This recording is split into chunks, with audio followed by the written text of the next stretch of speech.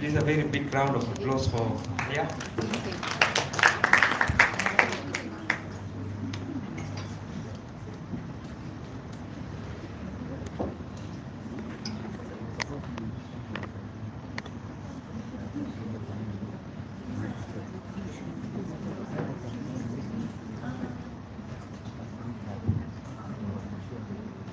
Ladies and gentlemen, good evening.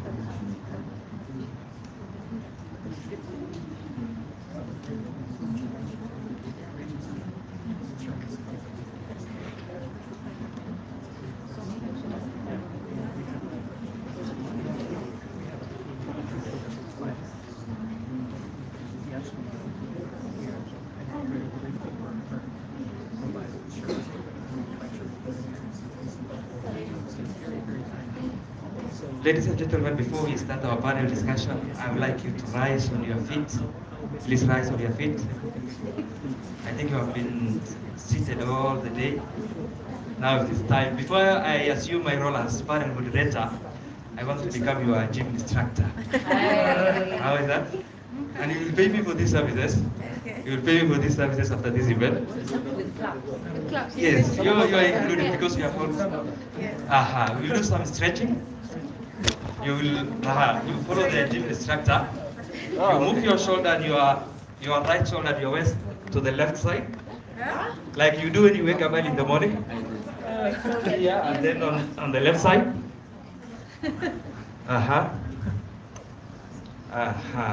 And this is a good opportunity to, if the person standing next to you is your all-time rival, this is the opportunity to hit him hard.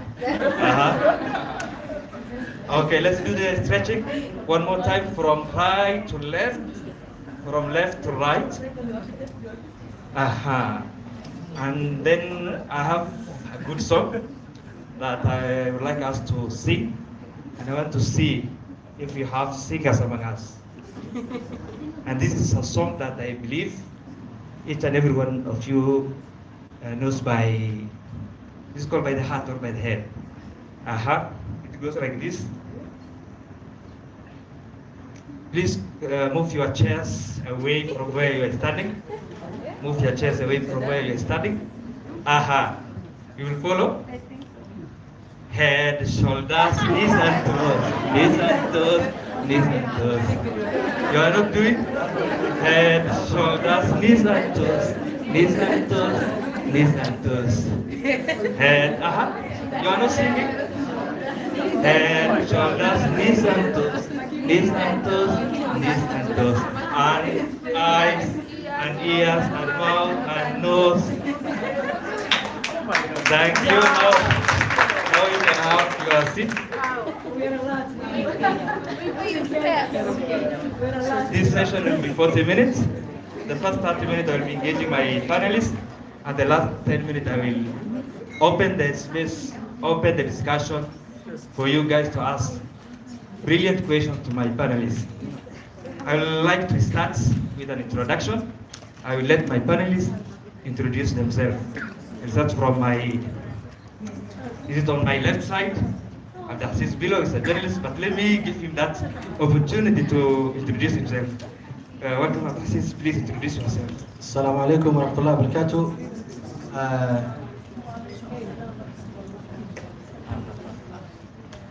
English? Yeah. English. I was about to speak Somali. Okay, it's good. Assalamu alaikum wa rahmatullahi wa barakatuh. My name is Abdulaziz bin Ali. As you mentioned, I'd like to call myself a former journalist, even though I'm still in the media field. But currently my role is I'm the Chief Executive Officer for Future Growth Forum, a public platform that enhances economic development, trade, partnership, and innovation between Africa and Middle East. Thank you. Since the introduction is just 1 minute, Mr. Hassanin, please introduce yourself. Good afternoon, Assalamu alaikum everybody. Alaikum salam. My name is Astin Bekji from Mombasa. I'm glad to be here, my first such an event to be part of. My profession, I'm an insurance broker and a business consultant representing Mina Consultancy, and I'm also director of Kenya National Chamber of Commerce in Mombasa. Thank you. Thank you, Mr. Hassanin. Mr. Muhammad Sharif, please introduce yourself. Assalamu alaikum. Alaikum salam. My name is Mohammed Sharif. My background is in technology. I've been in the tech field for the last 15 years. Currently, I'm the founder and the CEO of Afripesa, which is a fintech that is connecting African mobile money wallets. Assalamu alaikum. Alaikum My salam. name is Mariam Ali. I'm the CEO at Go Digital Africa, a digital marketing software company. We help businesses showcase themselves online. Nice to meet you. Assalamu alaikum wa rahmatullahi wa barakatuh. Hope you guys are having a good afternoon, inshallah. My name is Fatima Muhammad, Fatima Humaira, and I'm the co-founder and the CEO of Manzil Designs. And my partner was here before, inshallah, and I'll be representing. And I'm looking forward to share the little knowledge we have, inshallah. Thank you for making time for this great event. In the previous panel, we had more ladies. So now we have more men, and that is gender balance. We have balanced the gender, right? So this is the boy child panel. Yes. This is our time to shine. There was a presentation done by Dr. Fatma Hefse, where she said that at the top is very lonely, it's very stressful. So I would like us, our C.E.Os, to tell us how stressful to be a CEO. I'd like you to, this question goes to all of you. How is a typical day for a CEO?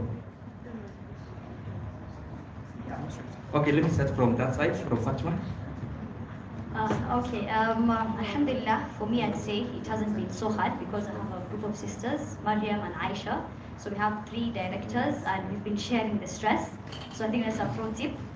Instead of you doing something alone, grouping up really helps. But a typical day for a CEO, I think for everyone is different. But for the industry we run, we do design both for commercial and residential spaces. So I'd say it's a very high pressure type of a job. So it's really, really hard and it gets lonely. But alhamdulillah, the support we've been getting from our people has really pushed us through. And yeah, it's a hard one. I think we'll discuss that as we move. Shukran. Yeah, a typical day for me as a digital marketing person is, let's say, make sure like our clients get satisfied in their work because it has a lot of pressure, to be honest, because you manage social media platforms for different companies, so you make sure that the content that is there is eye-catchy. But alhamdulillah, I have the best team, have people who support me. And also I agree, it's lonely because some decision you have to make it like tough decision. So when it comes like that, it's a little bit hard. But yeah. Thank you, Mariam. So from my side, one of the things that people don't know is that people think the CEO job is glamorous, but I've been telling some of my people that I've been working for the last 365 days. Because sometimes when you are the CEO, you don't have that ability to take a day off. If something happens, there is some breakdown somewhere, ultimately it is escalated to you. So you have to be always on and ready to troubleshoot and serve customers. What we are hoping is that the company is a startup, so as we grow, maybe we'll do more delegation and that is going to get better. But for now, as a startup, it's an always on job and you have to be ready with solutions or suggestions. Thank you. I think it's the best job because if it was not for that job, none of us would be here. So we're all here meeting each other because we are CEOs. I think the most important thing is to have a team and delegate duties and let them be free up to a certain level. Let them do what they have to do. I'm also part of Future Growth Forum and my CEO is sitting next to me. And he can vouch. When he delegates a job to me, it is done. Please confirm that. Yes, I can virtually confirm that and physically confirm that as well. Yes, based on the experiences that we've had together. So if I can put my 2 cents on that question that was raised, I think the way Hasnain put it, the title is glamorous. Oh, he's the one who said that. The title is glamorous, and that's the reason that we are seated here today. But I also second what my colleague Hasnain said. When you become a leader in a position, it's all about, it's a test on how you can navigate things. So being the technical person in the institution, all the decisions should not fall onto you. What you should do is delegate the role. You give each and every other person in their respective position the freedom to move around. You don't dictate the terms. You just explain to them what is required. You give them the bylaws of the organization, and this is what you should adhere to. And you give them the freedom to maneuver around. So it's a complex situation, but it depends with how you handle it, and it's also a pressure. The position comes with a lot of pressure. So, for instance, as Future Growth Forum, our work is to create bridges and partnerships. So, meeting different institutions, trying to explain to them what we are working on, and to align ourselves with what they're seeking to achieve becomes the bigger problem. But eventually, you have to have the patience to be able to achieve that. Somebody can not like you in the first instance, but that should not be a distractor. You should just push on and show them your worth, and then eventually they'll fall on board. Thank you, Francis.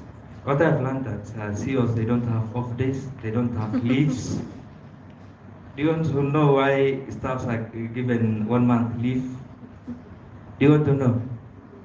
That is just to show the staff that the company can run without you. So since the C.E.Os, they are at the top, they don't want to be away from their work. This discussion is about innovation and transformation, leading in the digital era. How CEOs drive innovation and transformation. That is our that's the discussion, or our discussion for this session. Since we have learned how a day look like for a CEO, I'd like to start with Mariam. Mariam, since we are talking about innovation, transformation, with innovation comes, I think, technology, AI. How can we use innovation to increase our sales, to increase our brand, and to make our company stand out? Okay, that's an interesting question. Am I audible? Okay, that's an interesting question. That's an interesting question. I'm pretty sure everyone here has a social media, like a smartphone. We all go to social media platforms, check. So, me, I normally advise young entrepreneurs to make sure like they showcase their business online. That is the first approach. Before you think of this AI and anything, just showcase your business online and make it like, at the end of the day, your passion, something like you're very passionate about. So you just take pictures of your product, showcase online, and do it in a way that it inspires other people. Because if someone here can check maybe our shoes, because most of us, we don't go to the store to buy it online. So the first approach is just showcase your business online, and then boom, get sales, and then go lead it. Thank you, Madam. Since you have mentioned AI, which is causing a lot of disruption in the world, let me put this question to Atasis. Atasis, what are the global trends, like the AI, blockchain, digital trend, should our CEOs or should CEOs in our region start preparing for? I think the whole point about what the question that you've raised is all about the visionary sort of leadership.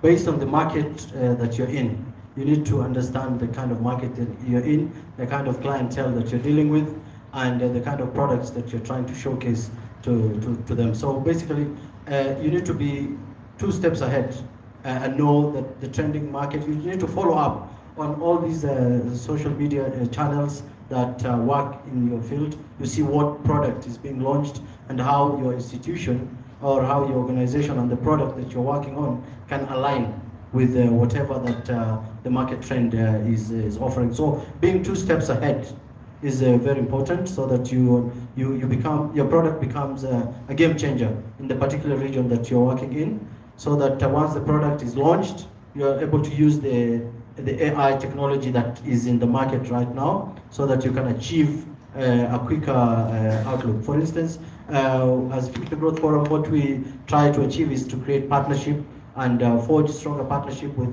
global institutional bodies. For instance, one of the upcoming events that we're working on is the East Africa Halal Expo and Forum, that is for May 2026. It's going to happen here in Kenya. We are doing it in partnership with the Kenyan Ministry of Foreign Affairs, the Ministry of Investment and Trade.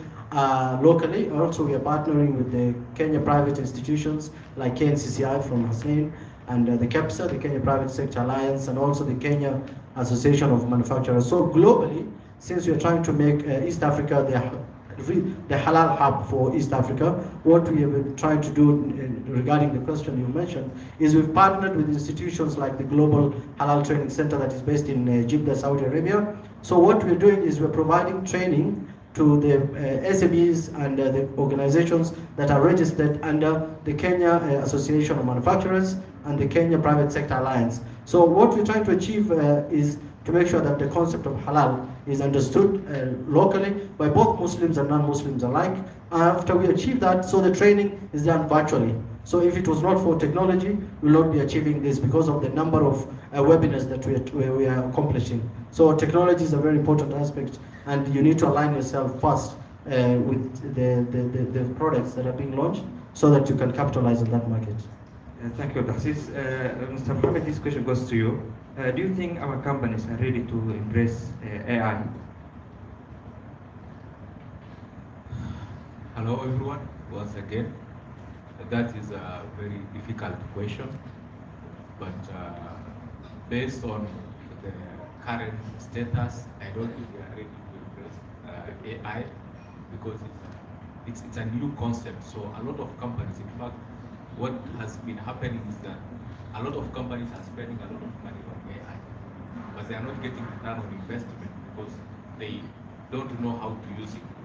So something like AI, it's not, the name is fancy, it is trendy, but if you are a company and you want to embrace AI, you have to find what am I using AI for. So it's not just about you subscribing to ChatGPT, Grok, or any of those kinds of technology. So our companies are not ready to embrace.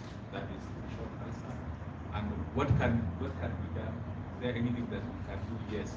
There are a lot of things that we can do, and the first thing we can do is first to understand how can AI affect my organization. So if I speak about the industry that I'm in, fintech. If you are in fintech, you can't just go and use AI without knowing what you are using it for. You can use, for example, AI for fraud detection. You can use AI for cybersecurity. I remember in my earlier days, I used to work for a bank. One of the biggest challenges we used to face was fraud.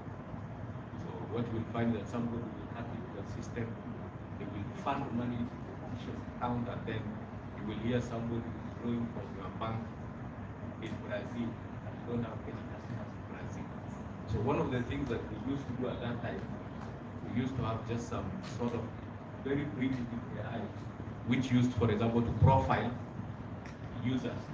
So if your company is a Kenyan company, then you find your user yesterday was withdrawing money at an ATM in Nairobi, and then 3 hours later, the same user is withdrawing at an ATM in Brazil. The system automatically flags that and says it's impossible for this user to have traveled. So, for example, that is an example of use of AI. So, if we are to embrace AI, we have to know if I'm in digital media, how can I use AI to enhance? If I'm in education, how can I use it? If I'm in agriculture, how can I use AI, for example, to do mapping, weather prediction, harvest management, all those kind of things. So there's still a big gap, but I think we've seen a lot of positive uptake. At least people are acknowledging that this is a trend that is coming, and I hope maybe in the next 1 or 2 years we'll embrace it. Thank you, Mr. Mohammed, for that brilliant explanation. And I think I need to learn that skills of hacking banks so that I get some bit of money. I want to put a question to you, to the audience. Mr. Mohammed said that we are not ready for AI. I would like to know by show of hands, how many companies in this room have already embraced or using AI? By show of hands? By show of hands, we have, that's good. Mr. Mohammed? I think you have already started embracing AI. That is a good, very good. I would like to bring in Mr. Hasnain, Dr. Sis, and I think also Mr. Mohammed, they talk about internal investment, external investment, partnership. I would like you, let me put this question to you. How can Somalis, who are here, the majority, and also the East African businesses, position themselves to attract international investors or partners in the digital space? Thank you. One of the things that Meta Consultancy we do is we also, part of what we do at Future Forum, we partner local companies with international investors. We also assist companies to expand their business in the UAE region. So when you ask about partnership and investment, your company needs to be out there in the social space, everything about social media now, so people can see what you are doing. Promote your services, your products, your goods that are there. Be genuine. Most important is be genuine. Like for example, in Dubai, we hear of stories about scamming when people are sending goods from Kenya into UAE. So what the UAE company offers is 40% deposit, balance on arrival. And when you send the goods, you don't get the money. So you need to also be very careful who you are dealing with. That's very important. This social media has created a very good, but also created a monster. Whereby you are out there, people can see what you are doing. Like as you said earlier, somebody can hack into your account. In those days, now they can do much more. They can hack into your social media account. And they can change the way you're doing business. So you need to be very careful, number one. Number two, be genuine and try and find a product that is not really a service that caters for something that is not available. So when you have that sort of a product, you will get investors for sure. There's a lot of people out there in the Middle East, in Europe especially, who are looking at Africa as the next potential area to invest. Thank you. Thank you, Mr. Hasnain. I would like to bring in Fatma. Our theme for this event is Leaders Creating Leaders. Ms. Fatma, how can value-driven leadership intentionally create a space for youth and women in decision-making roles, the high tables? Okay, I'm happy I got that question because I wasn't prepared for this. But I have an answer to the question you gave me, alhamdulillah. I think, number one, the ladies in the house, and alhamdulillah, over the years we've been having a lot of men represent us, and we appreciate that. But I'm happy that of lately, for the past maybe 2 decades, ladies are also sitting on the table and are able to add decisions in rooms that we were never invited. Yeah. The reason why it's important is that the decision that maybe it's made in a room that you are not there might affect, and knowing that the majority, I'd say we have more women than men, and it's important to have a representation, and that comes with power. And what power does, it opens doors for you. I can assure you that everybody in this room, if there's one thing I want you to remember after this beautiful seminar, is try to get power. We've always been told to shy away from power, but power opens doors for you. Power makes you get things that you never thought you're going to be able to get, and that same power will help the ummah. Because what happens, and you know how the world is right now, it's happening in Palestine. We are not able to do much. Why? It's because we are not in position of power, and unfortunately people who are in position of power are doing nothing. You get what I mean? So if there's one thing I want you to remember, go after power. Alhamdulillah, we have enough people who are learned in this room.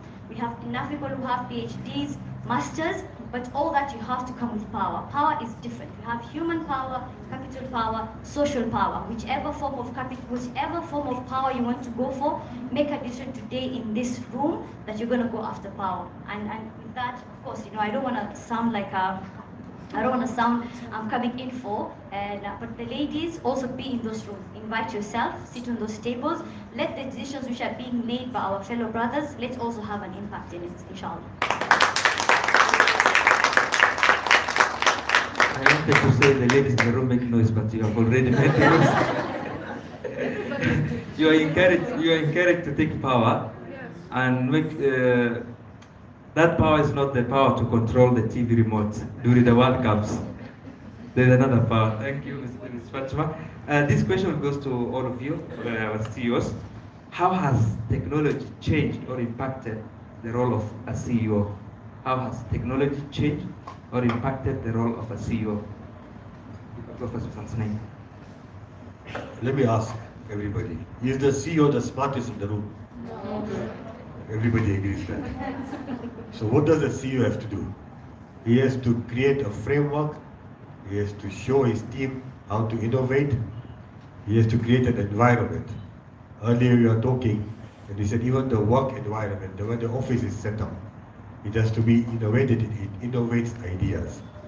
So CEO might not be the smartest, but he's the one to create that value for his team, so they can give service to his customers. At the end of the day, it is the CEO who's going to come here and talk. It's the CEO who's going to get the award. But it's not him. He might not even know how it happened. So it is teamwork.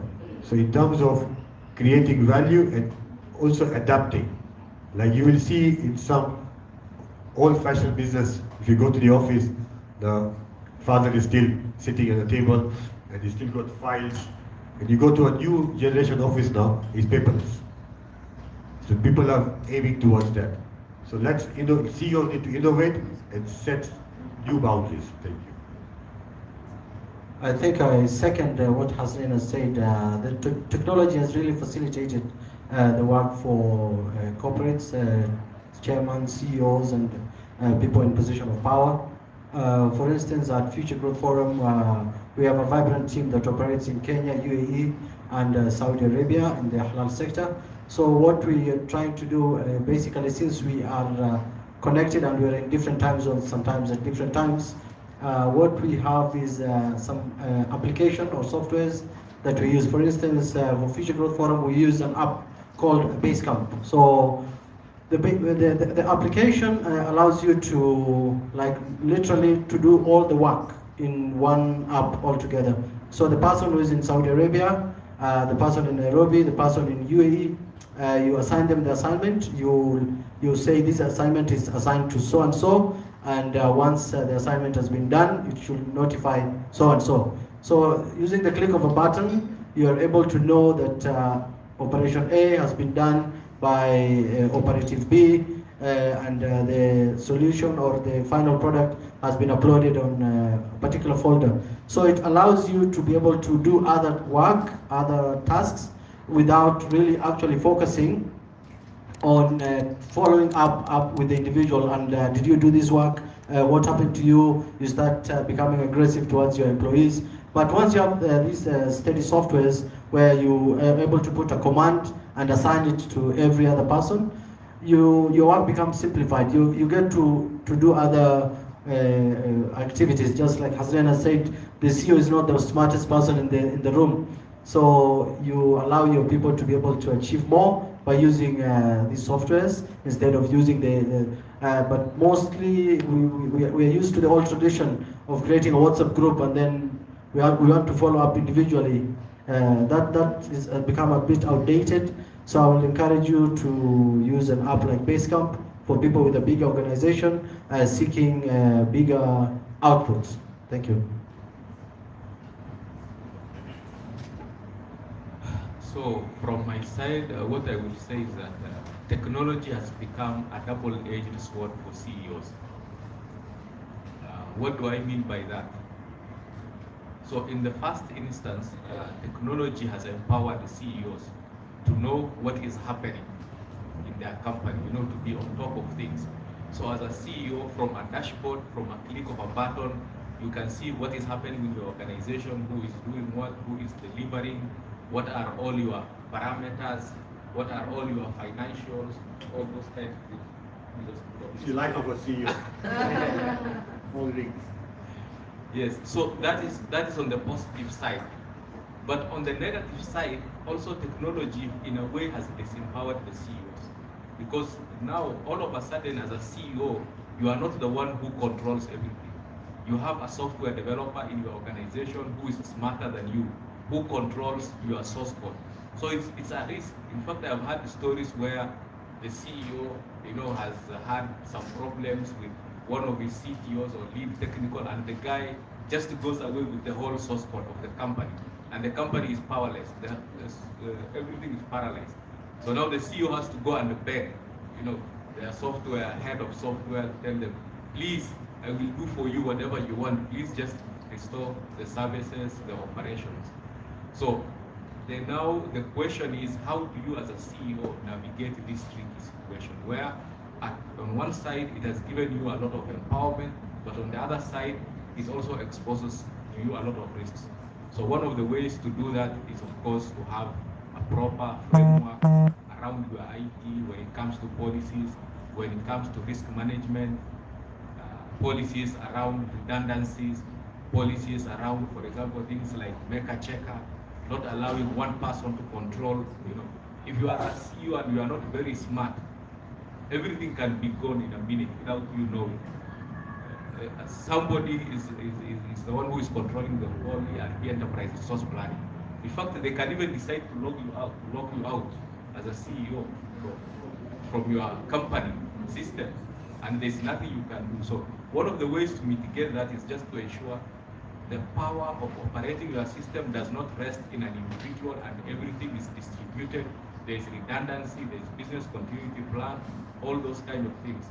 If you are in technology, I've been in technology, sometimes people can get cheeky. I remember one of my colleagues when I used to work for a technology company was tasked to develop a system for the company. But the company did not pay. So later he told me this story because the system was dropped, and I asked him what was happening. So he told me what he did. He created a code that changes the password after every logout. So you go to the system, it's a HR leave management system, you log in, you use. The next time you come, you cannot log in because the system automatically changes the password for everything. So they had to drop it. And when I asked him why did he do that, he told me because he was not paid.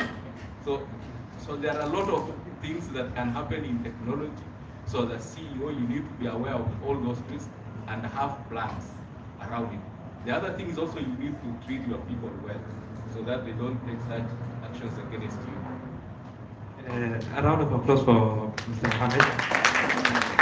I've noticed that whenever I ask a question, he asks himself a follow-up question and answer it. That's very good.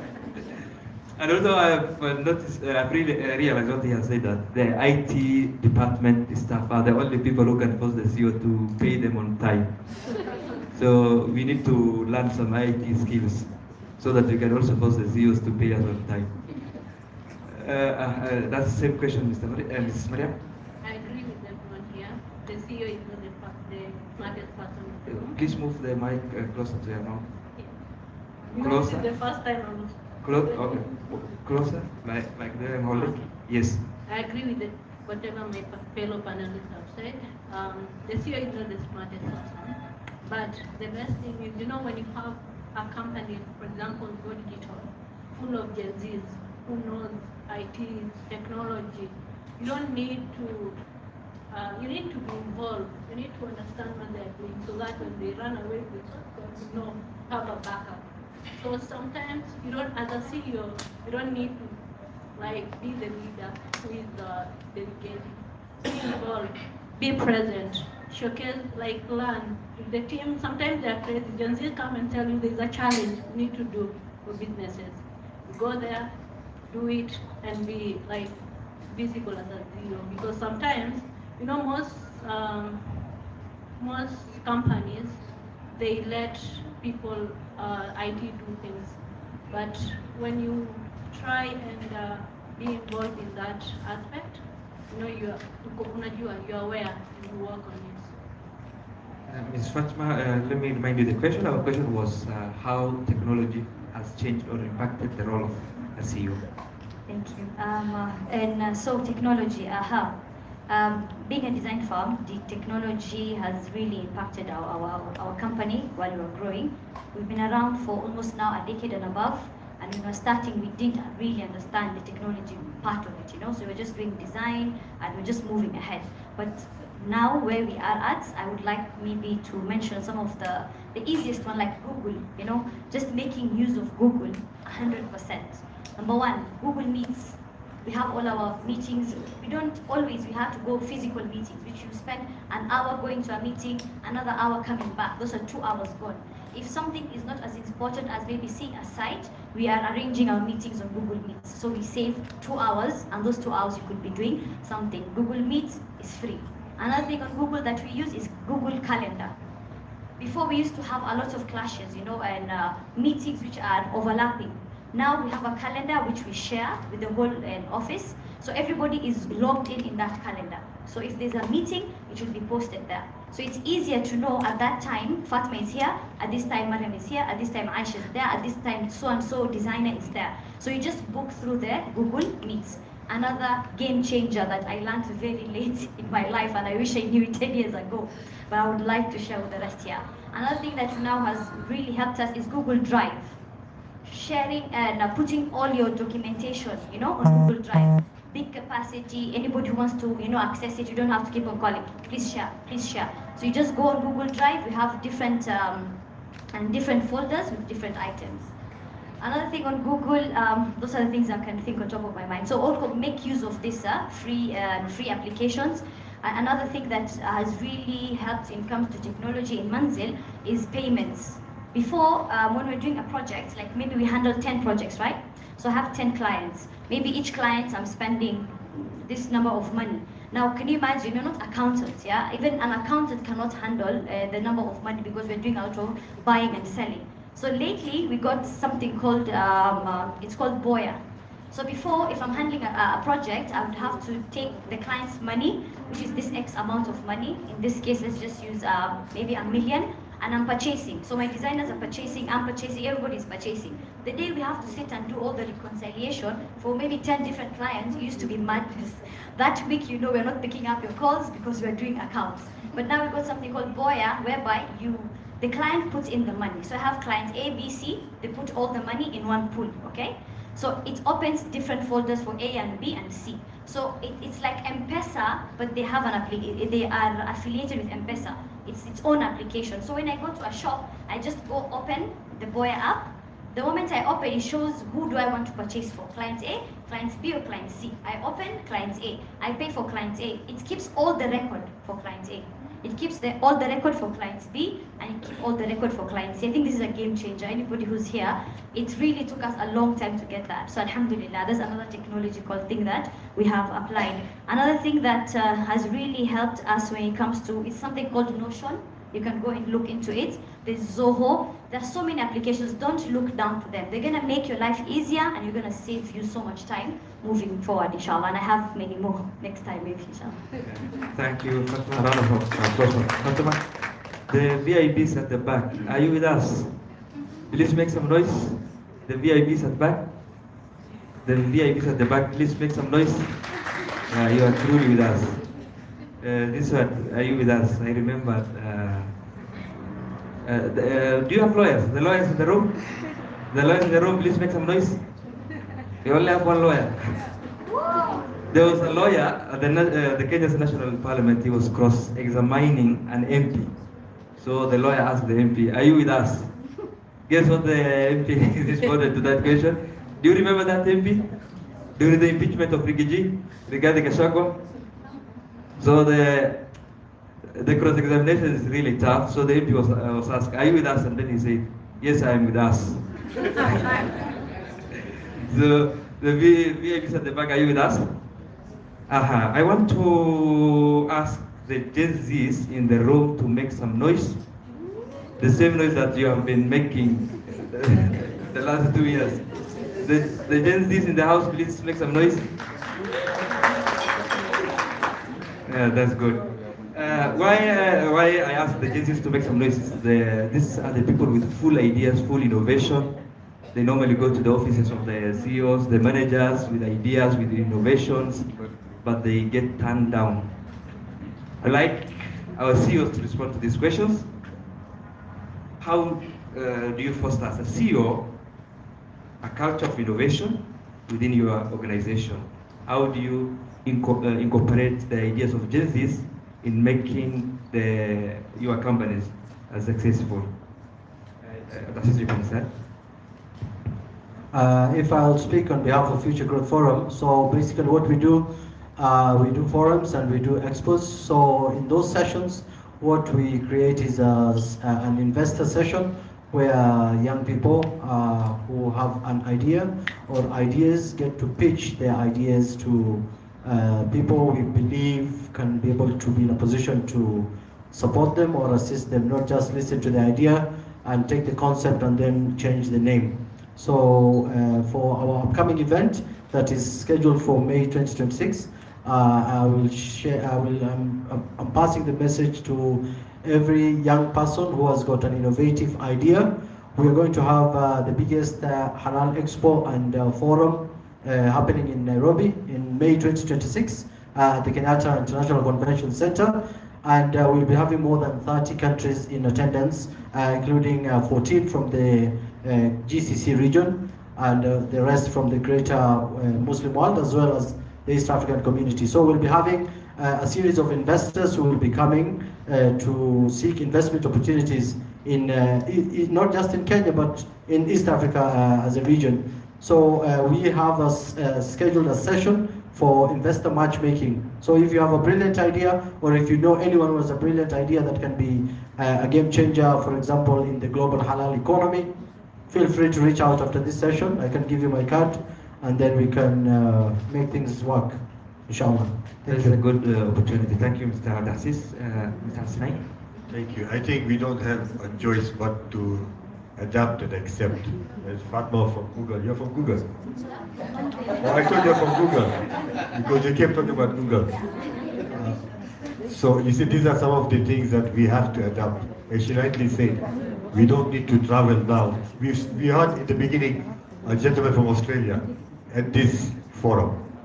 So it was 6 p.m. in Australia at that time, 11 a.m. here, but he was with us. So we have to adapt now. You said the application you use, it sounds brilliant for anybody in your line of business. Because if you have an accounting mess up in any business, it could be a downfall of the business. This should be very good. So all of us have to learn, change, and adapt with change. Thank you. Thank you, Mr. Mohammed. The question was, how can we foster a culture of innovation within our organizations? Okay. So nowadays, I think it has become very trendy for every CEO to say that we are a very innovative company, we are like this, we are like this. But when it comes to walking that talk, do they really do it? That's the question.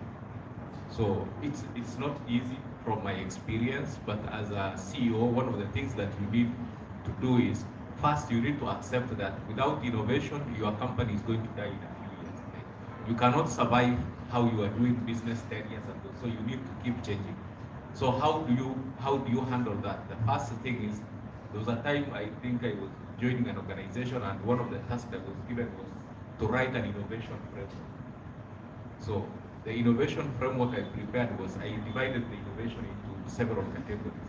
So not all innovations are going to benefit you immediately. So you need to, as an organization, you need to be prepared for innovations that are low-hanging fruits, that are going to give you results immediately, and then innovations that are long-term. Innovations that you need to invest in, but you are not going to get return on investment this year, next year, or the year before. But you need to invest in them because 4 years down the line or 3 years down the line, they are going to give you results. So if today we look at the biggest companies in innovation that we see, for example, I think a lot of you now have used here ChatGPT, AI. Do you know how old that company is, OpenAI? That company, for the last 15 years, it's only, I think, 2 or 3 years that they started making sense. Before that, they used to just lose money. Every year they spend billions, they are doing language models, they are doing machine learning, but there is no result. Because whatever they were doing, there is nobody who could use. So they were investing a lot of money building the building block. But what happened? It reached to a point where their solution became mature, and then now it was usable to the common man. Like ChatGPT is an AI that is usable to the common man. So that's when they started making money.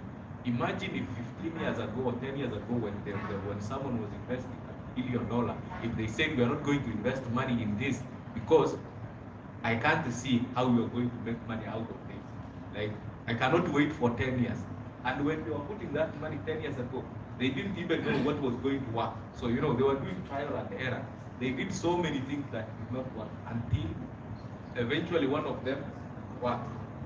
So, as an CEO, as an innovation, as a CEO, when it comes to innovation, you need to be ready to spend money. You need to be ready to even lose money. Because what happens? You can invest in 3 innovation ideas or projects. One of them will work, 2 are going to lose money. But if you are not going to take that risk and you say that, no, I'm not going to innovate, I'm just going to sell bread and butter, what is working for me every day, then that's not going to work. So innovation is a risky business, but you have to embrace, you have to live with it. Thank you, Mr. Mohammed. I have seen Fatima making some notes. Please, if you would like to say something about... I was just writing what you were saying. It's quite interesting. So for me, in our company, I think we're only 4 millennials, and the rest 30 are Gen Zs. So I'd say 90% of them are Gen Zs. And I can't say we've hacked it, but we've figured them out. With the Gen Zs, first of all, they're very creative people.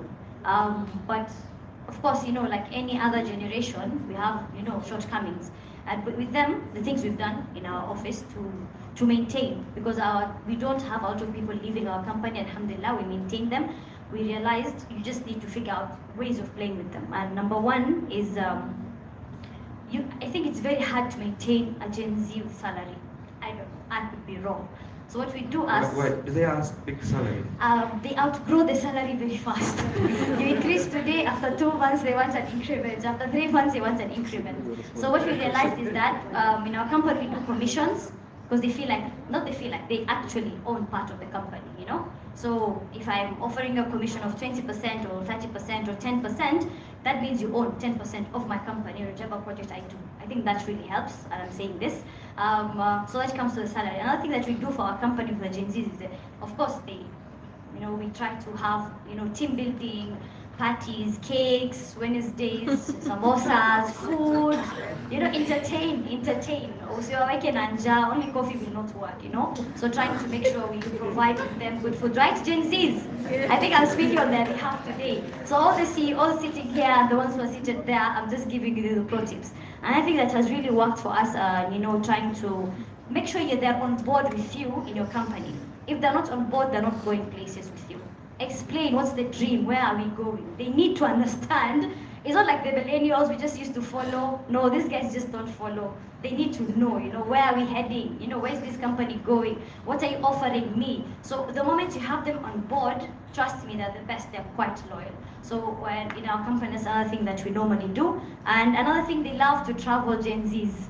So trying to send them for these travel trips, it's not only the older ones, who go. Like in our company, we'd find out we don't travel, but we let our designers travel. They go to China, they go to Turkey, they go to Dubai. Trust me, you got them, So that really helps us with the Gen Z. And then the last thing again is I think I say AI. I just want to touch on the AI part. Them being very innovative and very creative, give them the leeway, let them come up with the ideas. Like now in our company, we used to do renders. It's like, when you do it takes like maybe a month or a month and a half to do it. But when we told them come up with a way of using AI to do their renders, they came up with a way they are able to do renders in hours. Like, maybe in a day they have a whole render that used to take us a month, they can do it in 1 hour. So giving them the leeway, giving them the key to get innovative, it really helps them grow, inshallah, in a space, yeah. MashaAllah. Fatima, you're very excited about this. Mariam, like 1 minute or less than 1 minute. No, what Fatma has already said everything I want to say because because Gen Z, we just involve them. If you involve them in your business, they are loyal. You know, because most of them are very creative, they are very innovative. So don't distance them. As a CEO, make sure whatever you want to do in that company, involve them and they will work on it. Thank you. We are through with our first phase one. We are done with phase one. Now we move to phase two. This is the time that I open the space for you. Time is not on our side. We only have, I think, 10 minutes. It is almost 4 p.m. and I can see there's some other arrangement that is being done. If Sadia organizers is around, I would like to give you the microphone so we allow our audiences to ask some questions. If you get a chance for the mic, please ask one question. And your question should be very short, quick, to the point. Because I have two more questions that I would like to ask our CEOs. But before I ask those two questions, I want to open the floor for you guys. Salman, if you can help. Oh, yeah, thank you.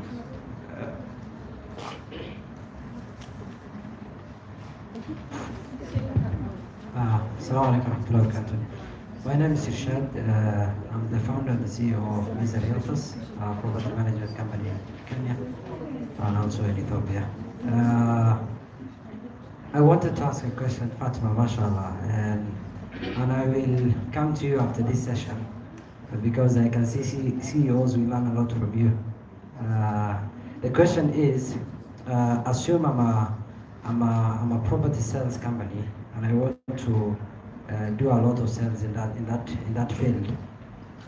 What are the advices or maybe the recommendation that you could give to someone who is new to that field? That's my question. I want to ask one question to the fighter guy. Richard, please, we have more people who want to ask questions. Allow me to make it two, please. Thank you so much.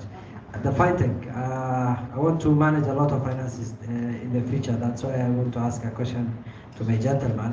Do you have any softwares or any idea that real estate people can manage their finances, their projects in an easier way without going through the accountants and those hectic processes? Thank you so much.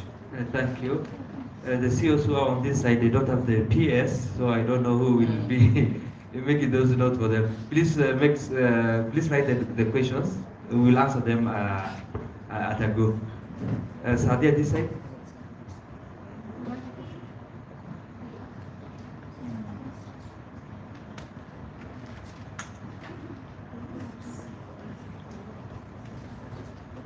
Assalamu alaikum. As today's topic is leaders creating leaders, so I have a question for all of you. As CEOs, what steps are you taking to empower the youth?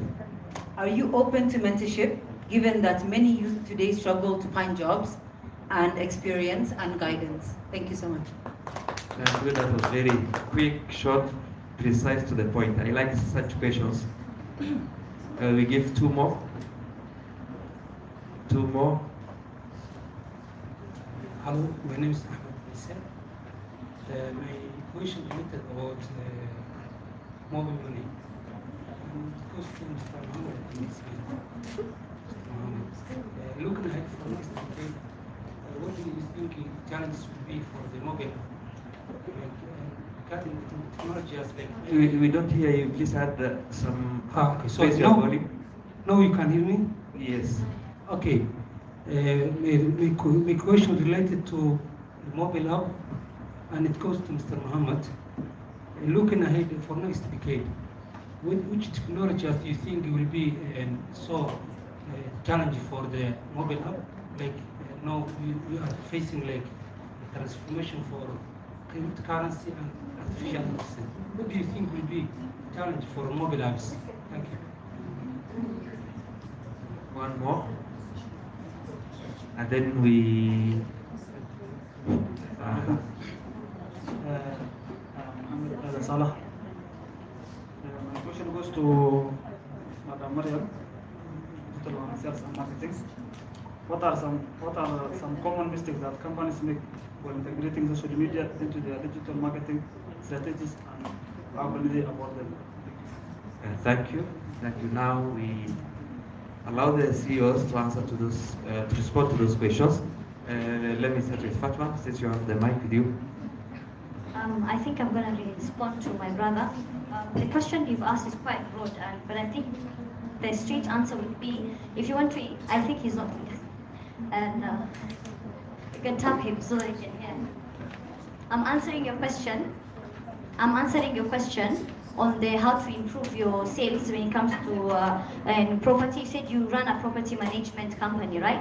And I can assure you here in Kenya, properties, of course, is one of those things which are really booming. And the sales, for you to increase your sales, it's a very saturated market. You have to, the tip I would give you is use social media as your main platform to do your sales. Social media across the board, like Instagram, Twitter, Snapchat, any social media you just get in, because you will be getting different audience from all over the world. And I'd like to give an example. There's a brother, they're called Realtor by Boris. He's among the people who are leading in Kenya right now. And anytime you open the Instagram, you will see he always has a sponsorship running.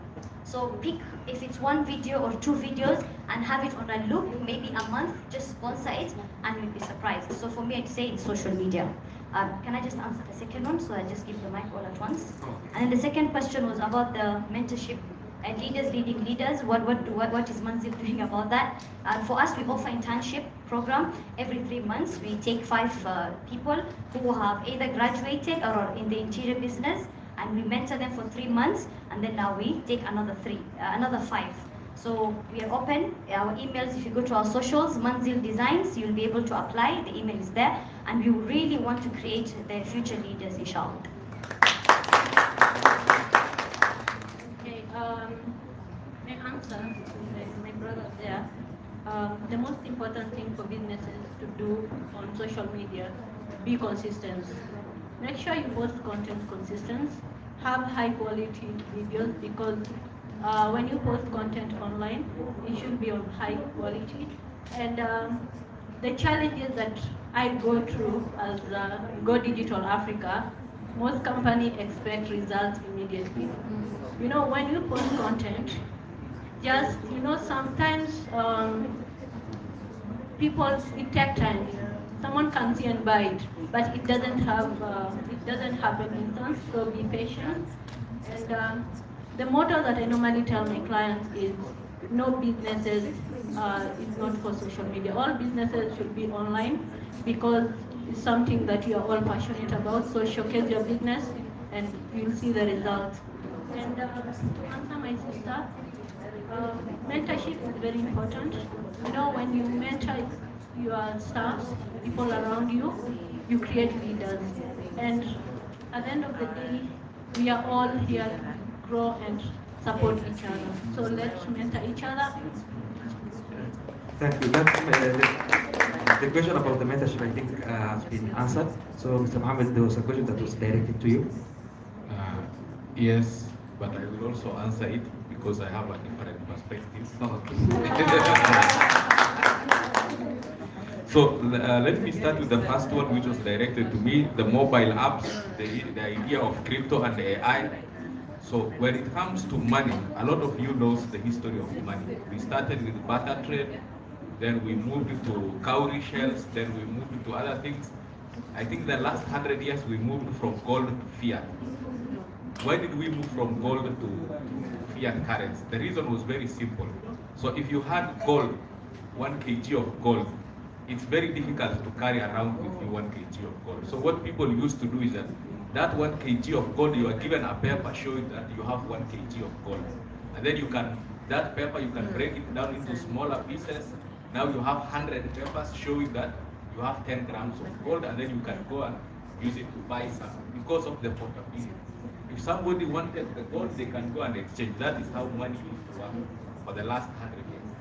So now we moved from gold to fiat. So currently what is happening is that we are moving from fiat to crypto, or what is called stable coin. The reason why we are moving from crypto from fiat to stablecoin is the same reason we moved from gold to fiat. Today, if somebody is in New York and they want to send me $500,000, they normally use something called SWIFT. What happens? The SWIFT can take up to 3 days. It has to go through Standard Bank of New York, that is the clearing house for gold, for dollars. If it is in Kenya, it has to go through Central Bank. So now, the fiat has become the new gold. It has become too heavy. It's not moving at the speed that we want. So we have created something we call stablecoin. So stablecoin basically is a coin that represents money. So you have $10,000. Now, instead of me carrying around the $10,000, something gives me a coin, a token that shows I have 10,000, and it is easier. The way it was easier to move the paper money than the gold, now the stable has become easier to move, and that is what is the trend we are moving to in the future, and people are embracing. In Kenya, we are embracing it. We move hundreds of millions, and I think maybe the next 5, 10, 20 years, we might have even our mambogas or a lot of people accepting stable coin. So that is the question on the future of money. The other question was this, brother, an easier way of managing finances. So the good thing about your problem is that this problem has been solved. We don't need to reinvent the wheel. There are so many platforms, applications. Zoho is one of them. QuickBooks is one of them. The application our sister here is using is one of them. You just need to be open-minded, embrace it.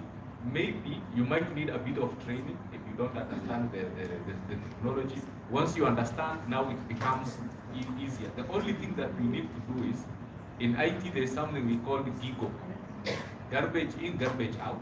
So you just need to ensure you control your processes so that somebody does not feed the wrong information into the system. Once you control, you have the wrong input going, the output will be correct. Now, the last question was our sister. Mentorship. So mentorship is something very important, and it's something I'm very particular about. The reason it has helped. So currently I'm running, for example, a company called AfriPest. So this company, many years ago, I had another company called Dawati, which is also running as an edtech platform, one of the most popular in Kenya. I had an intern from the university who I hired to develop that platform. He worked with me for like 1 year. After that, he left. Now he went and applied for a job in a very big company.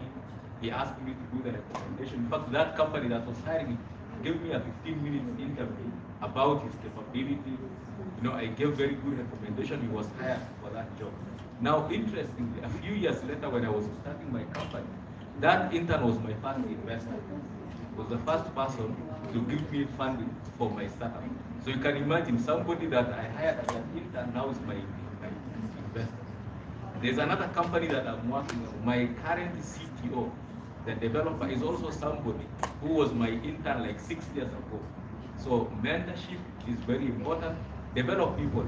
You don't know whether they are going to help you or not, but if they don't help you or work for you in the future, they will help other people. And by us, you know, developing people, whether it is in technology, whether it is in finance, social media, we enrich the ecosystem. So the more leaders we create, the richer our ecosystem becomes, and the more skilled people we have to work with. Thank you, Mr. Mohammed. Round of applause for my panelists. Round of applause for my panelists. We are almost getting to the finishing line, but I want us to move the goalpost. Okay, I want us to move the goalpost. The prayer time in Nairobi is 4:30, right? 4:15, okay. 4:15. I have 2 questions, and one question I will pick one question from the audience, and also have 2 more questions, and then we call it a day. But before we call it a day, I would like you to clap for yourself for being here. Please clap for yourself. Thank you. I think you have benefited a lot. You have met new friends. You have learned some ideas, some business opportunities from other attendees, right? Okay, let me give this opportunity to one of our audience. I think he has the mic. Okay. Good evening. Good evening. First of all, my question is, as leaders evolve, what strategies do you guys, C.E.Os, put in maybe in your organizations, to allow this person or this young man to take the opportunity of becoming a CEO. It happened that I went to an interview whereby the former CEO, in terms of transition, it was very hard for him to give up. So it opted for the management to give time for me to take the position. Immediately, I got another interview whereby right now I'm serving as a CEO. Now I was asking what maybe opportunities do you give these Gen Zs that are growing, being maybe special ideas that will move the company forward. Thank you. Okay, this will respond to that question. Thank you very much. I think it's a very important point, and thank you for mentioning Gen Zs. In our institution, we have got 7 Gen Zs working for organization. I don't like calling them employees, I call them team players. So they work with us, and we also have like a dozen others who are volunteers, and they're all in the same age bracket. So I understand the point that you're mentioning. So for close to 10 years, I was a news reporter. I was reporting from Kenya and Somalia for international media outlets. And I could see the hierarchy of power. Once I submit a script, it used to go through the sub-editor, and then it had to go to the editor, and then the head of the newsroom had to approve it, and then the producer had to approve the video part of it. So it had to go through a very long process. And what really assisted me in my work back then in the media is the confidence and the trust that the leadership put in me. So for instance, we had to do live reporting. When you're doing live reporting, there is no editor, there is no producer, there's nobody in between. It's you and the newscaster, and the question they ask you, and the bag falls on you. It depends on now how you're going to maneuver through that question. So I think the whole point that the gentleman has raised is how to empower the young people. For our institution, once we go out to do presentations, instead of me becoming the face of the institution, that since I'm the technical guy in the institution, I empower 2 or 3. They come with me, they do the presentation. In case there's a hard question that they fail to tackle, that's the part where I come in. So through giving them that platform, by giving them full confidence in my organization, that they represent me, and they see me there, but they're still representing me, it gives them more trust, because I don't want them to work for me forever. I want them to become bosses tomorrow, and by working with them in a nice way and giving them the platform, just like the gentleman has said, they will end up becoming my investors. They'll end up becoming my partners. They'll end up becoming people that I become proud of to be associated with. So I think giving them the platform, and for the Gen Zs, they love titles. I really recommend for the C.E.Os and the business people who are here, you give them branded titles, and a business card that is very flashy. Once they go outside, they don't just say they work for ABCD. They say I am like a whole mouthful of a title. By the time they're done saying it, the person really has their attention. I think that's my 2 cents on that. Yeah, thank you, Tasis. I think that is enough. That question has been answered. I have 2 more questions and then 3 quick fire questions. These quick fire questions are for the audience, but I want to make a joke about giving big title to Gen Zs, and I'm not a tribal. I don't know all the Gen Zs whether they are jealous. It is the jealous who like big titles. All Gen Zs are jealous.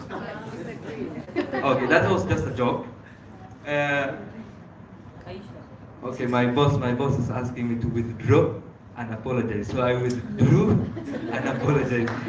The quick questions, I will start from that side. There are 3 quick fire questions. Fatima, if your employees describe you in 1 emoji, which one will it be and why?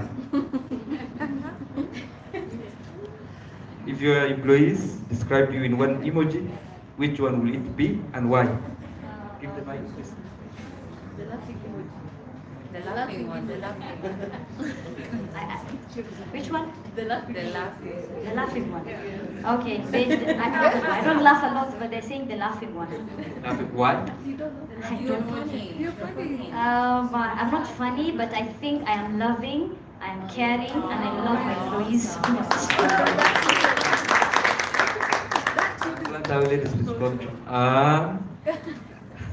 Okay, Mariam, if tomorrow you had to swap jobs with one of your employees for a day, just 24 hours, which role will you pick, and will they survive having you as a colleague? The role is content creation, and yes, because that is something I'm passionate about, so I'll work easy with them on that. Thank you. Mr. Mohammed. Mr. Mohammed, if CEOs had a superpower at work, what will you be, and what superpower do you secretly wish you had? That's a very difficult question. But the superpower I would want is just to get my way. Yes, just to make things happen. I want this thing like that, immediately it happens without, a lot of back and forth or trouble. Because you are Somali and we don't have patience. My last questions before I hand over the mic to our to Nawal. I'll start with Mr. Hasnain. We discussed about AI, using digital platforms to increase your sales, to increase your brand. With all those things, there is a challenge that comes with it. That is cyber challenges, data piracy. Mr. Hasnain, I'd like you to tell us how should CEOs respond to the growing demand for ethical leadership in handling data privacy? Well, you need to put framework in place to make sure that, from an IT point of view, I think you have the right server, what is it called, the right malware or the right antivirus or whatever, so you get blocked.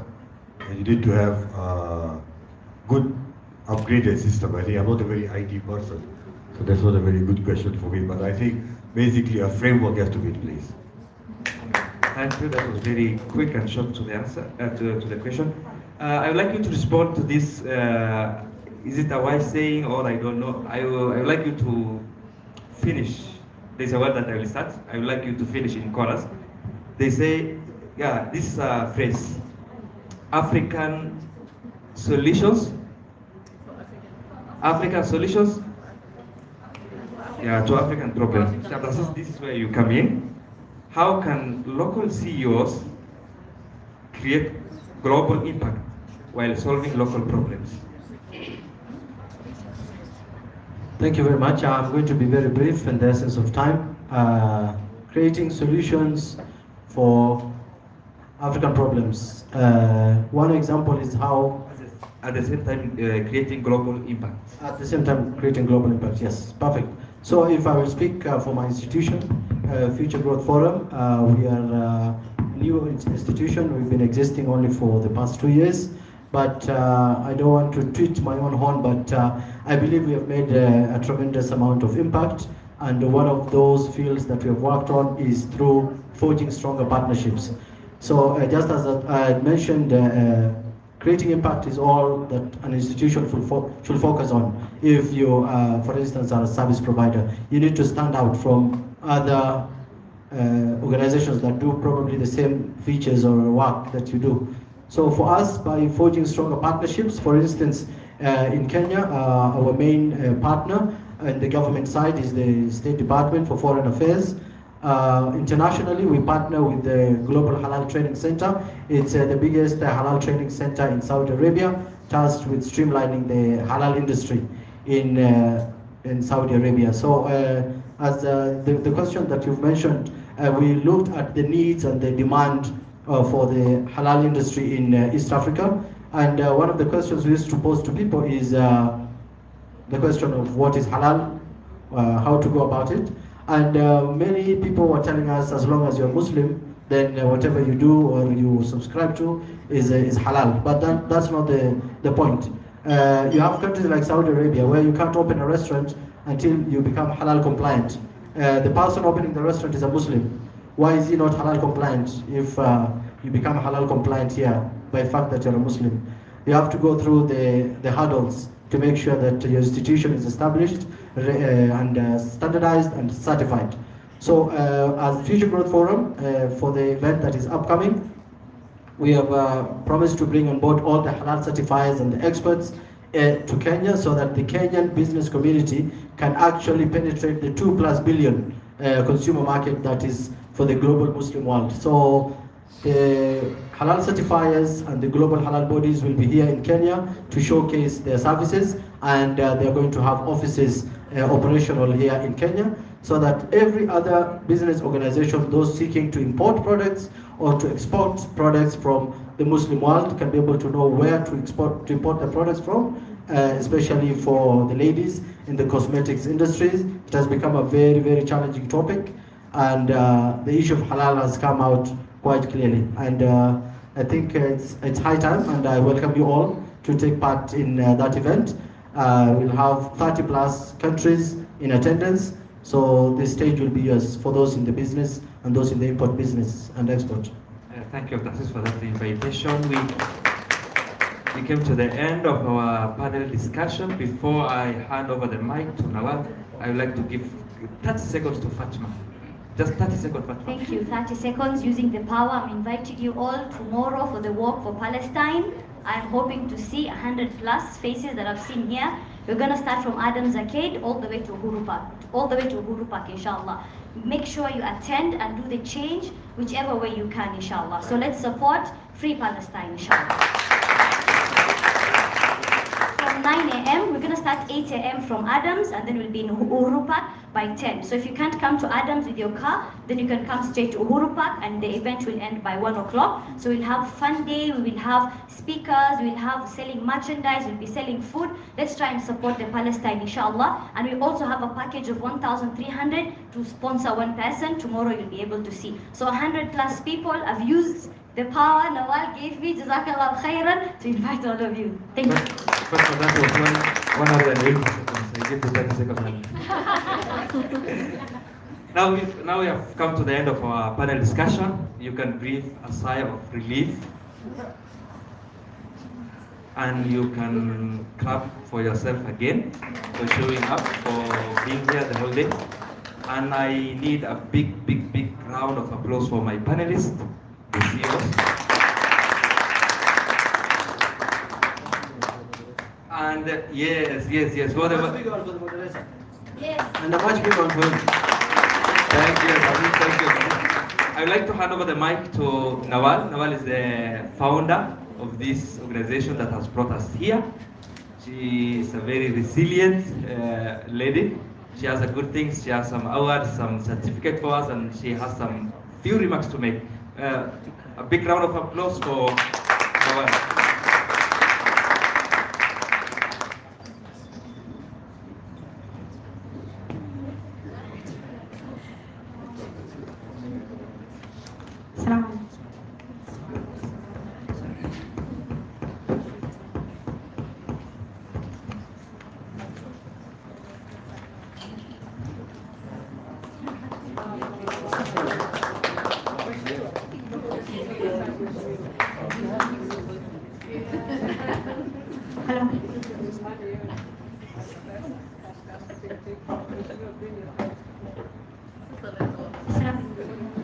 Assalamu alaikum.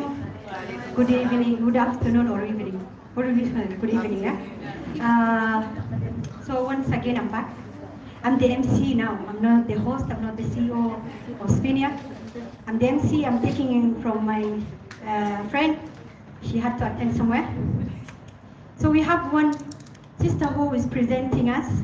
She's one of our core team in Muslim Women in Network. So Muslim Women in Technology, sorry. I'm also Women in Network, yeah?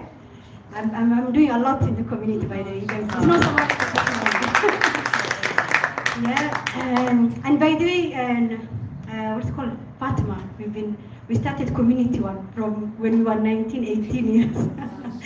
Up to now, we were still in the same group, doing a lot in the community, yeah? So the things she's doing, mashallah, apart from her success, she gives back to Allah, mashallah. So, and she's there by the name of Allah, that's what I mean, sorry. And we're calling Fatima, one of our amazing poets. She has a poem to present to us, and please welcome our team, inshallah.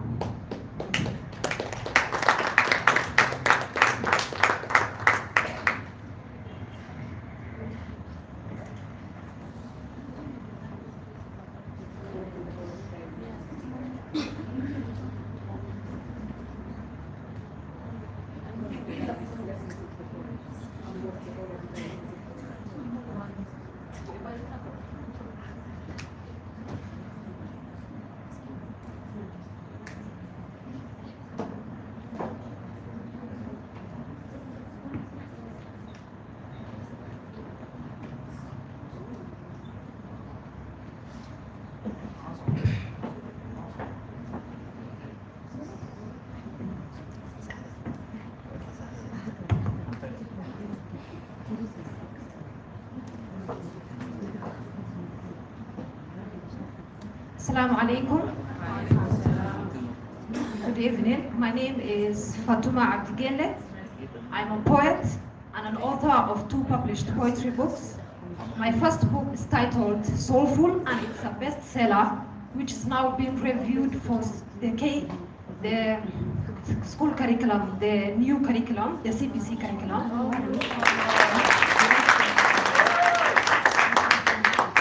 I'll be launching my second poetry book soon, inshallah. Today I would like to perform a piece titled Her Before Him. And our theme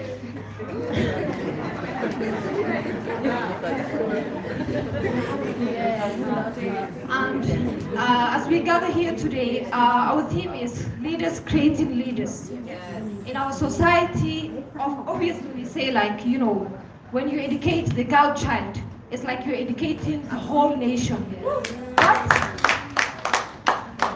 But it's contradictory, because when we identify women, we don't see them as an individual of their own. First and foremost, we refer them as Miss or Mrs. as their relationship to a man. And come on, I love men, but we have to be seen. We have to be seen as an individual of our own first, before my relationship to a man, before being a daughter, before being a wife, before being a sister. So my piece is titled Her Before Him. She wanted to be herself before she was anyone else's. For once, she wanted to be nothing to anyone. From all that defined and bound her, she ran. No longer wanted to be known only as the daughter of her father, the sister to her brother, and before she became a wife or a mother, she searched to find herself before her other. Till you came and kissed her senseless. She raised the white flag so defenseless. She gave you a child and more, but she said they're never mine. What for? They were never hers, for they will take your name, bring you fame. Your name will be chanted longer after you're gone. She was a man's daughter, sister, wife, or mother. That's how she will be known. And long before she knows, she will disappear into the haze. Oh, you built for her this maze. When you stared at her stomach flooded with butterflies, mind switched off, can no longer deny your sweet lies. You told her, oh darling, you'll be alone and rotten when you age. I'll build you a home. I actually mean a cage. Without me, you're nothing. But when I have you, I have everything. With your womb, I'll have energy, everything, and an offspring. In return, I offer you title, honor, and elevation. You know you're the mother of the nation. If you don't birth, what are you good for? You have to be and do more. Don't you want my approval, my applause? Give your labor. I promise I'll try not to mock your flaws. And before she slipped on your world's messy floor, she didn't open her soul's door. So that's the end of my poem.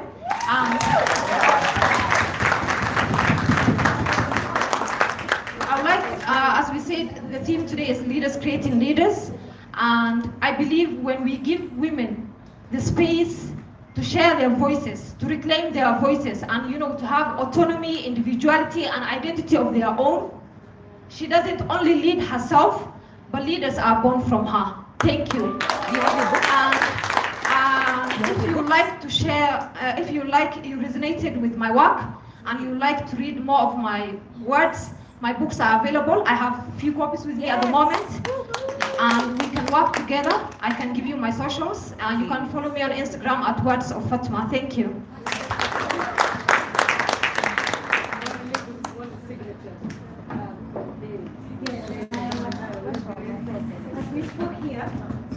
We spoke here so much about having Gen Z. We have to bring a Gen Z leader. She's amazing. She's doing things that are amazing in Muslim women in technology. And thank you, Fatma. And please support her book and try to even buy for your younger if you don't even have anyone. If you're not interested, maybe you'll say that. So we're starting the award. We kept some of the, mashallah, and of the speakers and guests and attendees. I know everyone will have their own schedules. So we're going to start the awards, inshallah. And Ahmed Sheikh and from Ummah Insurance, they're one of our sponsors. And without them, this will not happen. Because and as such an event needs a lot of support to be successful like this. And it only happens because of our sponsors. So their sponsor, and he was also a keynote speaker. So please welcome Ahmed. We also want to welcome Mana Abu Samra to give him the award, please.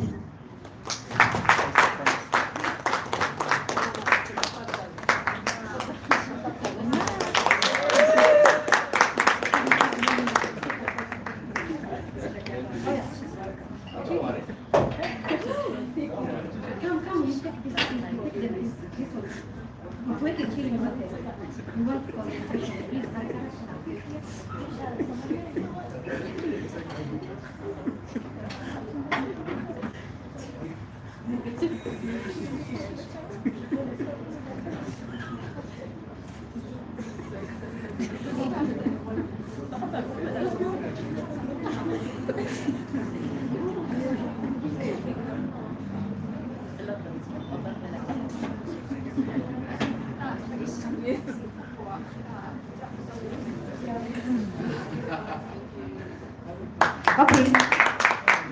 Thank you so much, Ahmed Sheikh. No. We want the award to be seen. The certificate is part of the. No, we want the award. Sorry. Yeah. This is the one. Yeah, this is the one you want to. Yes.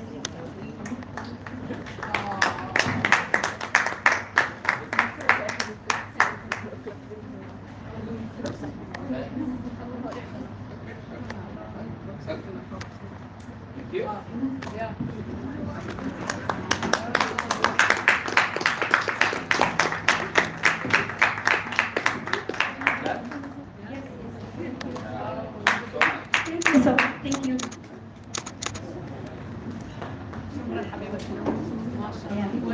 By the way, Mana is our amazing guest. She is UNDP Gender Partnership and Specialist there. And because of that, and she has a whole team here, mashallah. We'll connect with them hopefully.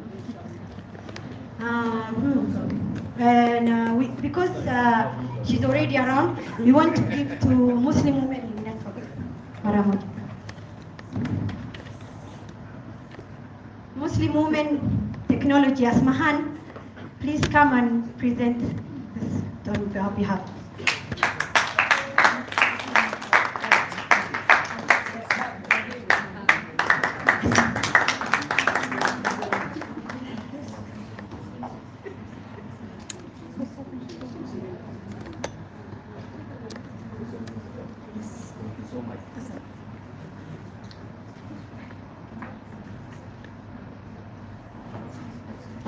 And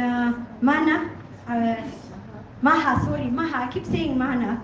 It's the way it's written. I apologize. It's Maha. Yes. Meha, please come and present award to Muslim Women in Technology. She is the UNDP Gender Partnership Specialist, and she is the right person to give it to her. Okay.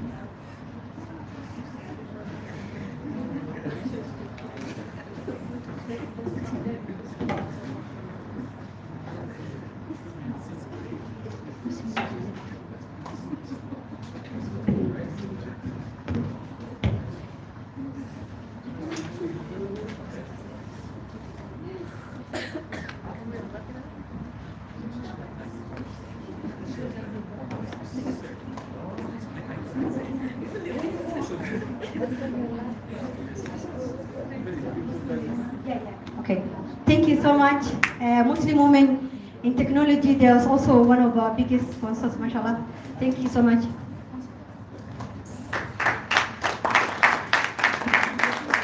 By the way, the Muslim women, we have few sisters there, inshallah. We'll also meet them.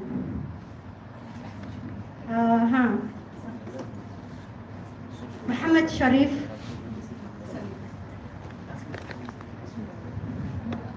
Afri Pesa, please come out. Muhammad Sharif.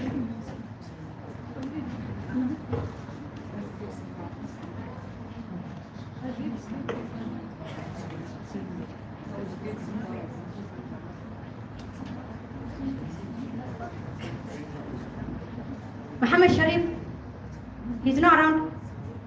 Call him, please. Yeah. Bring someone. Okay, we move forward.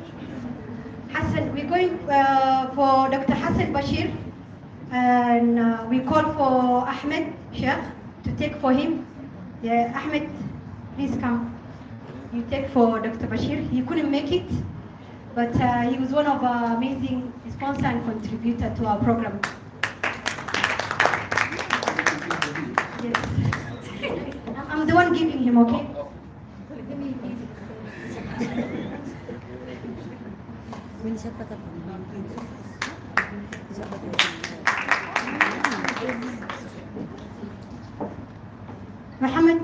Muhammad, a copy.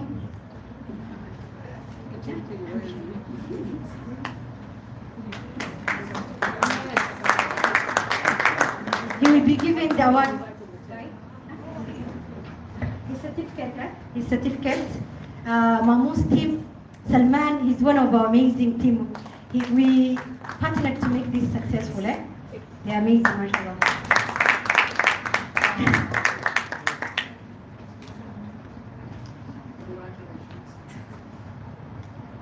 Okay, Fatima Manzil.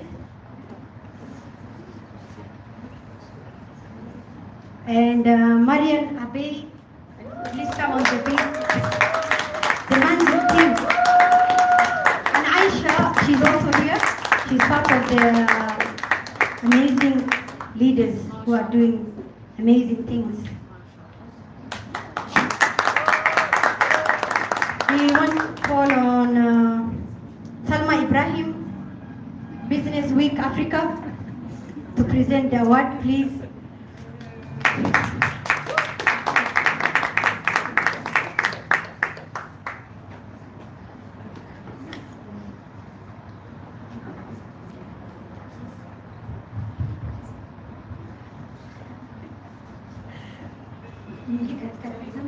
Salma, you can go.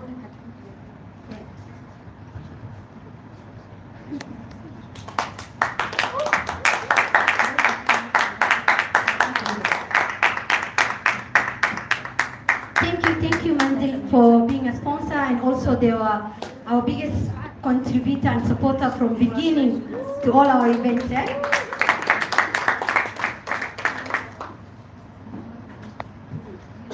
Hasnain Mahdi, please come.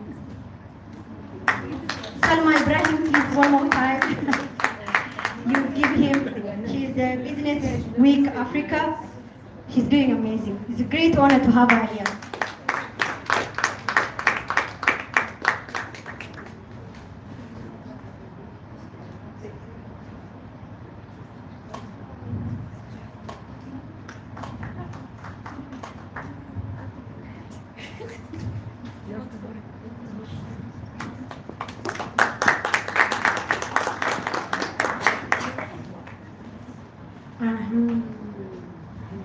Aziz below, please come. Irshad Zahir, CEO of Miza Reels, please come. We have so many amazing CEOs, mashallah. I am impressed. And all the students are doing so well. This is a blessing. May Allah bless us.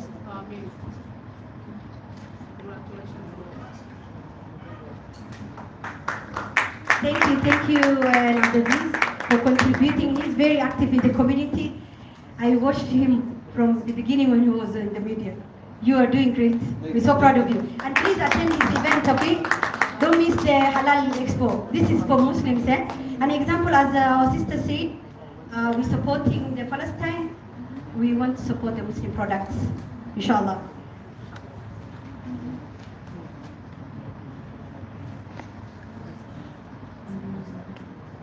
Yasir Bako. Who's taking? Okay, Yasir Bako and Salman will take for him. One call. Sheikh Omar, DM Rolands, Africa, please come.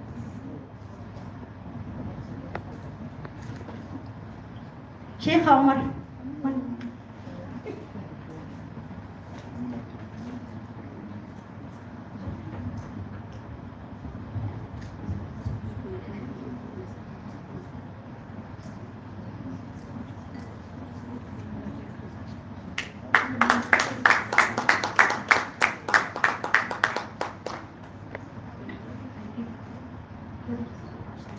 Okay.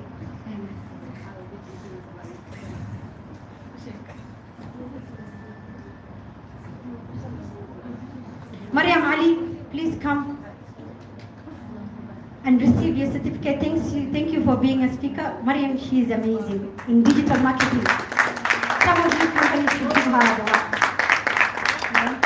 You know, it's yes. So, Assalamu alaikum. I know I'm not meant maybe to talk, but I'll say something small about an incident here. So I saw how aggressive her team was around. It's the only company that has put flyers on the table for everyone to see what they're doing. So I was impressed. I was like, whose leadership is this? I was curious. And they led me to her, and I said hi to her. And this is coincidence. I'm actually giving her the award. See how God does things. Thank you. Thank you so much for selecting me to present this award to her. Congratulations, sister. MashaAllah.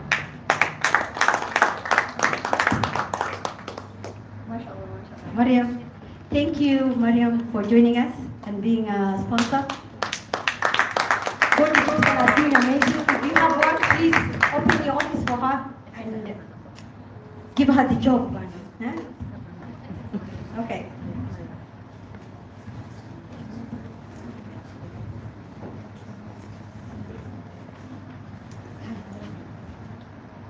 And do we have the Takaful representative? Mama, I shall talk at the whole thing. Takaful. Yeah. We want them to collect their certificate and award for being also a sponsor. Please can we present?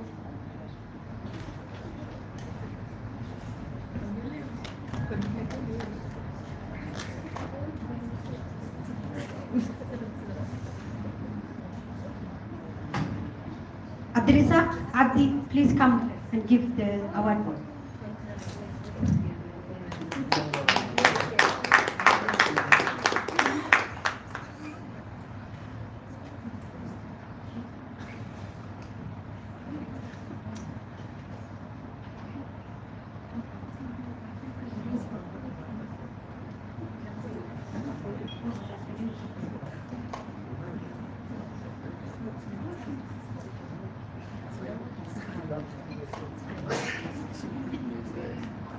Thank you so much, Takaful Insurance. They have been one of our sponsors. Without you, this will not have happened. So thank the CEO also on our behalf for accepting our invitation.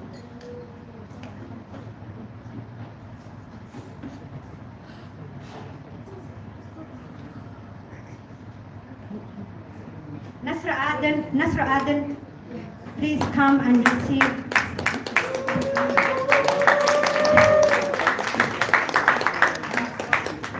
Nasra, she is a designer, and let me tell you can just tell her clothes. It's shining anyone around you.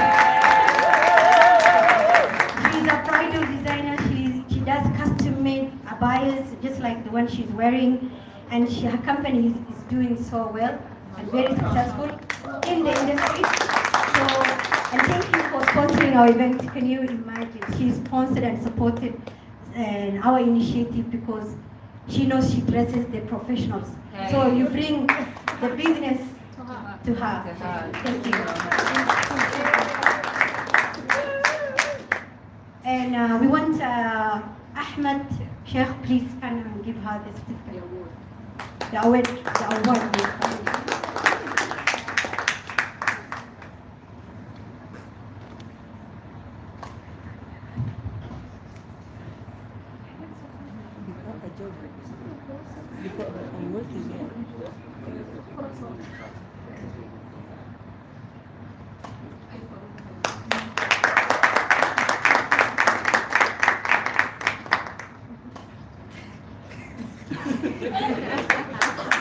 Thank you. Oh, sorry. She can hold both of them. You can give it to her both holding both of the awards. Nasra, you can hold both. Give it to her. No, it's a glass.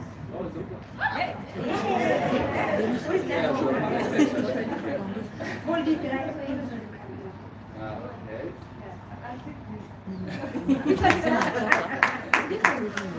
No, please, let's correct that one because the picture. Correct. Where's her? No, it's not. It's correct, yeah? Okay. Thank you. Vanessa, for Mitra Design for sponsoring this initiative. It shows we have people who are doing great things in We want to also call Mr. Shuaib Ali Mandek team to present they are also our sponsors. Thank you, Mandek Airline. Yes. Salman for Mamoos, please come and give it to them.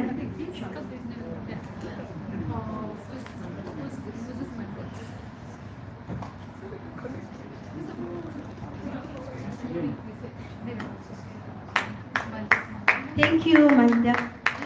We appreciate you. The CEO is away, but he managed to support our program and this is the acting general manager. Yes, thank you so much.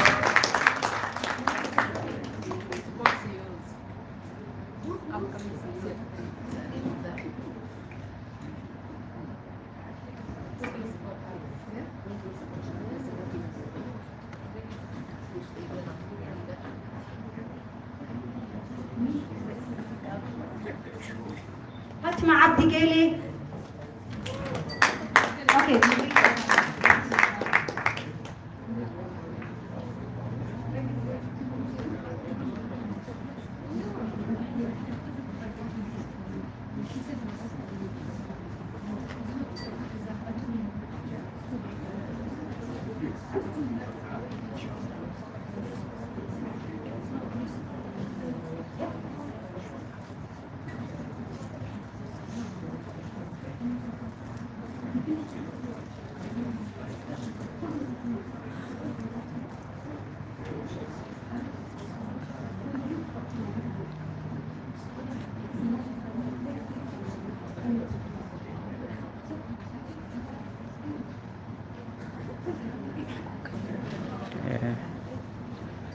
Kama uko unafunga hivi.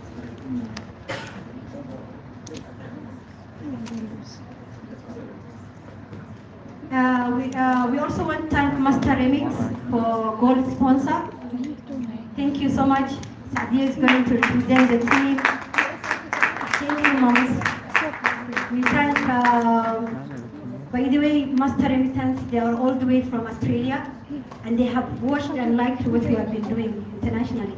So this is amazing, yeah? We're bringing the Somalis from all over the world to participate and be part of the. And he did his last session live. If not, most of you are not around. He's called Nuruddin Omar. Sorry.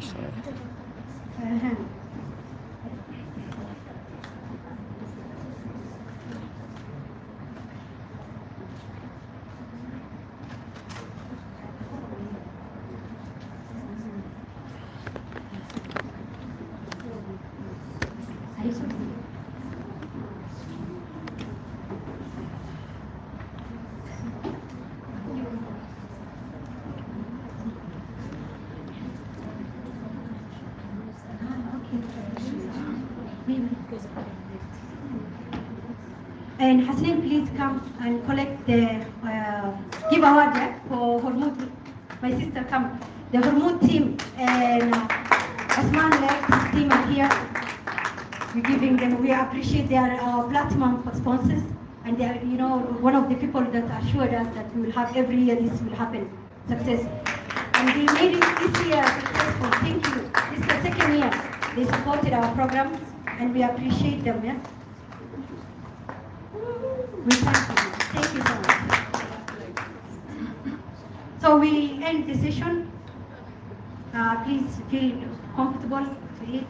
But in the process, I will do the closing remark before I let you go. And first of all, I am so impressed. Most of you are around. You stayed for the end of the sessions. I appreciate many people were very. They didn't want to stay, but they managed to stay out of respect. We appreciate. I know they had meetings, they had events cancelled. Being a CEO is not one day is a big loss for them. So we appreciate this is a big plus. It's a good cause of losing the day for the other activities you are doing. So thank you so much. Thank you, the sponsors. We thank Goji Digital, Umma Insurance, Spini, our team. They didn't sleep, mashallah. And Mahmoud's team, they did great thing making, by the way, they are event planners. They organized your events for you from all the way Somalia, mashallah. So they will be coming to Kenya, support them, inshallah. So Coconut Business in particular. And then Muslim Women Institute in Technology. Thank you so much for being a gold sponsor, the couple, our silver sponsors. We appreciate and all the other companies, all the speakers. We want to thank the speakers. Without you, this event, no one will come and sponsor. So thank you so much, all the speakers who have participated, and the people who have performed. Fatima, she's back. Come, we give you your certificate.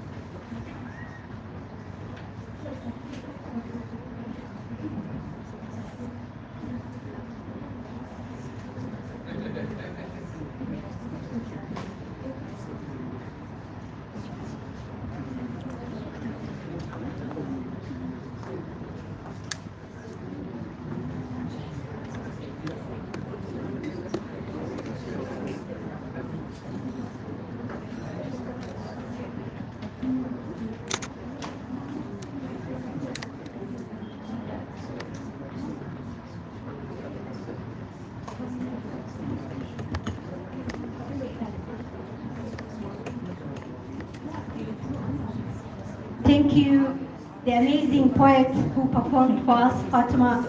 She is a strong young lady, mashallah. She will be a great leader. Thank you, Fatima.